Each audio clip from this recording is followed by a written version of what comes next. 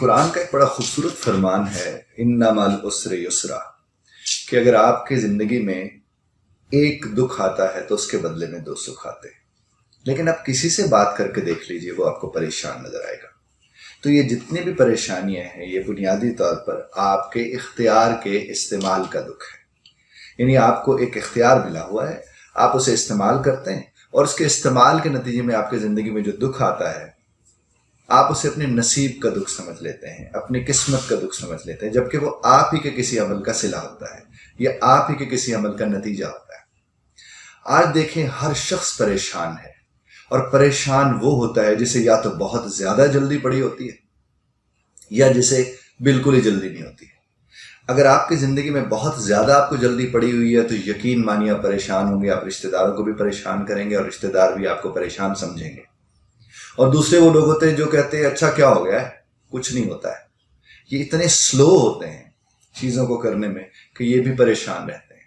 تو جو بیلنس میں ہوتے ہیں وہ پریشان ظاہر نہیں رہتے، اور جو بیلنس میں ہوتے ہیں، جن میں توازن ہوتا ہے، وہ پریشان اس لیے نہیں ہوتے کہ وہ کسی بھی چیز کو ایکسٹریم لیول پر نہیں دیکھ رہے ہوتے۔ یعنی وہ یہ نہیں کہ یا تو بالکل ہی رائٹ سائڈ پہ کھڑے ہو جاتے ہیں یا بالکل ہی لیفٹ سائڈ پہ کھڑے ہو جاتے ہیں، بلکہ وہ اپنے معاملات کو دیکھتے ہوئے آگے بڑھتے اور چلتے رہتے ہیں۔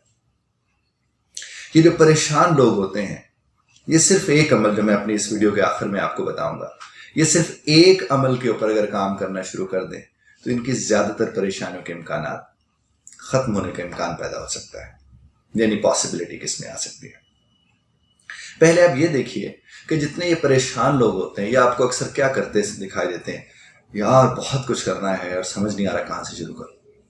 اس کا مطلب ان کو جو سمجھ نہیں آ رہا کہاں سے شروع کروں، وہ انہیں پریشان کر رہے ہیں، اور ادھر سے ایک بہت بڑا خواب وہ دیکھ کر بیٹھیں کہ ہم نے اس کو یہاں سے کرنا ہے۔ دوسری بات اب ان میں اگر دیکھیں، یہ چڑچڑے ہوئے ہوتے ہیں، یہ اریٹیٹڈ ہوتے ہیں، چھوٹی چھوٹی باتوں پر انہیں غصہ آنا شروع ہو جاتا ہے، اور جب یہ چھوٹی باتوں پر غصہ کرتے ہیں تو چھوٹی باتوں کا غصہ وہ سنو بال ایفیکٹ کی طرح سے ہوتا ہے۔ سنو بال کہتے ہیں یہ جو برف کا بہت بڑا گولا ہوتا ہے، یہ جب برف کے اوپر یہ پھسلتا ہے تو یہ برف کو اپنے ساتھ لگاتا ہوا ایک چھوٹا سا گولا بڑھتے بڑھتے بڑھتے بڑھتے ایک بہت بڑا گولا بن جاتا ہے، جسے سنو بال کہتے ہیں۔ یہ جو پریشانی ہوتی ہے، اس میں بھی چھوٹی چھوٹی چیزیں یوں ملتے ملتے ملتے ملتے ایک بہت بڑا نیٹ ورک بن جاتا ہے پریشانی کا، جو جالے کی طرح آپ کی ذات کو لگ جاتا ہے۔ اور اس میں ہم سمجھتے ہیں کہ لوگوں کا کردار ہے، جو ہمارے ارد گرد ادھر ادھر کے لوگ ہیں ان کا زیادہ کردار ہے، جبکہ اس میں بنیادی طور پر کردار ہمارا ہی ہوتا ہے، جو کہ پریشان تو ہم ہوتے ہیں۔ میں اکثر لوگوں سے کہتا ہوں کہ رب نے تو منہ عطا فرمایا ہے، رب نے ہمیں کیا عطا فرمایا ہے؟ منہ عطا فرمایا۔ اب اس کا بوتھا ہمارا اختیاری فعل ہے، وہ ہم خود بنا لیتے ہیں، کیونکہ رب کی تخلیق کبھی کوجھ ہی نہیں ہو سکتی، وہ تو سونا ہے، تو اس کی تخلیق بھی سونی۔ اس کو سمجھنے کے لیے آپ نے کیا دیکھنا ہے کہ آپ یہ دیکھیں، آپ کے ہمارے ارد گرد جتنے بھی پریشان لوگ ہوں گے، ان کے چہرے پہ آپ کو غصہ زیادہ نظر آئے گا، ان کے چہرے پہ اداسی کم ہوگی، ان کے چہرے کے اوپر آپ کو اریٹیشن نظر آئے گی، ان کے چہرے کے اوپر آپ کو فرسٹریشن نظر آئے گی، ڈپریشن نظر آئے گا۔ یہ ہر بات میں مایوس آپ کو نظر آئیں گے، چونکہ وہ تو پریشان ہے۔ اور جو پریشان لوگ ہوتے ہیں وہ بنیادی طور پر یہ سمجھ ہی نہیں رہے ہوتے کہ ان کی پریشانی کی وجہ وہ خود ہے، اور جب وہ یہ سمجھ نہیں رہے ہوتے کہ ان کی پریشانی کی وجہ وہ خود ہیں، تو پھر وہ کیا کرتے ہیں، وہ علاج کیسے کر سکتے ہیں؟ کیونکہ آپ کے علم ہے کہ جب تک آپ کو بیماری کا علم نہ ہو، آپ اس کا حل تو نہیں نکال سکتے۔ آپ اس کا حل صرف اسی صورت میں نکال سکتے جب آپ کو علم ہو۔ یعنی مثال کے طور پر آپ کو علم ہے کہ آپ کے بازو کے بے درد ہے، اور آپ اگر پاؤں کے اوپر بیٹھے دوائی لگا رہے ہو، حل تو نہیں نکلے گا بھائی، جہاں درد ہے وہاں دوائی استعمال کرنا اس کی۔ اب آپ کے پیٹ کے درد کی دوائی آپ کھا لے جو کہ آپ کے سر میں درد ہے۔ تو اس طرح پریشان آدمی کا یہ حال ہوتا ہے کہ جو اس کا مسئلہ ہے وہ اس مسئلے کو اس طرح نہیں دیکھ رہا ہوتا، بلکہ وہ اس مسئلے کی کازز، اس کی وجوہات، اس کی ریزنز لوگوں کے ہاں دیکھ رہا ہوتا ہے۔ تو جو دیکھ ہی غلط رہا ہوتا ہے، پھر اسے دکھنا صحیح کہاں سے، پھر وہ ظاہر غلط دکھنا شروع کر دیتا ہے۔ اب میں اس جملے کی طرف آتا ہوں کہ یہ جو پریشان لوگ ہیں، یہ پریشانی سے کیسے بچ سکتے ہیں۔ یقیناً آپ کی دلچسپی اس فکرے میں ہوگی۔ پریشان لوگ اپنی پریشانی کا ذکر نہ کر کے پریشانی سے بچ سکتے ہیں۔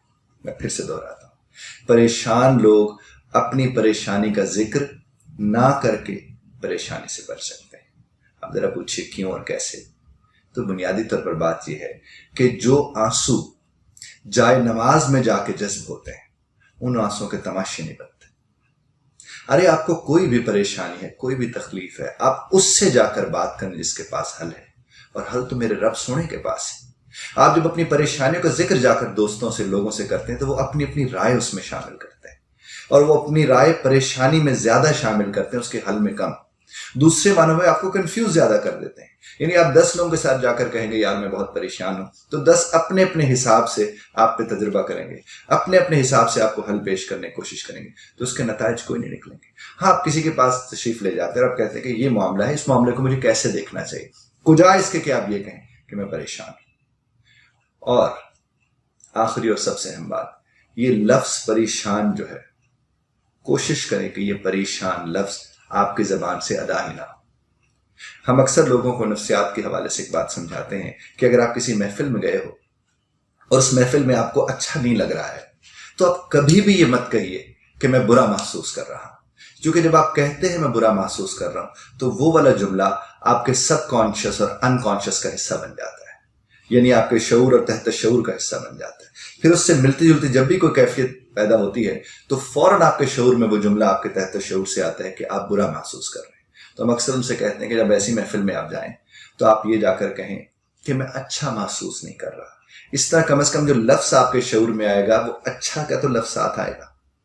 और इसी बात को समझते अगर आप इसके साथ रिलेट कर सकें, तो आपको अंदाजा होगा कि आप अच्छे अच्छे लफ्ज अपने आप को दें। आप कोशिश करें वो अल्फाज आपकी जिंदगी का हिस्सा ना हो जिनकी वजह से आपकी जिंदगी खराब होती है। और परेशान वो लफ्ज है, परेशानी वो लफ्ज है कि इन दो अल्फाज की मदद से बुनियादी तौर पर वो जो इन्ना अमल उसरे उसरा की मैंने बात इब्तदाई में की थी, उसके तहत आप लोगों की जिंदगी में आने वाले जितने भी दुख हैं वो आपके इख्तियार का नतीजा है, आपके इख्तियार के इस्तेमाल का नतीजा है। रब को कोई दिलचस्पी नहीं है आपको दुखी रखने में। वो आपकी खुशी से खुश है, वो आपकी खुशी में खुश है, वो आपका सबसे ज्यादा चाहने वाला है। खुदा आपको और हमें परेशानियों से बचने और इस लफ्ज के इस्तेमाल से बचने की तौफीक अता फरमाए। बहुत शुक्रिया सुनने का।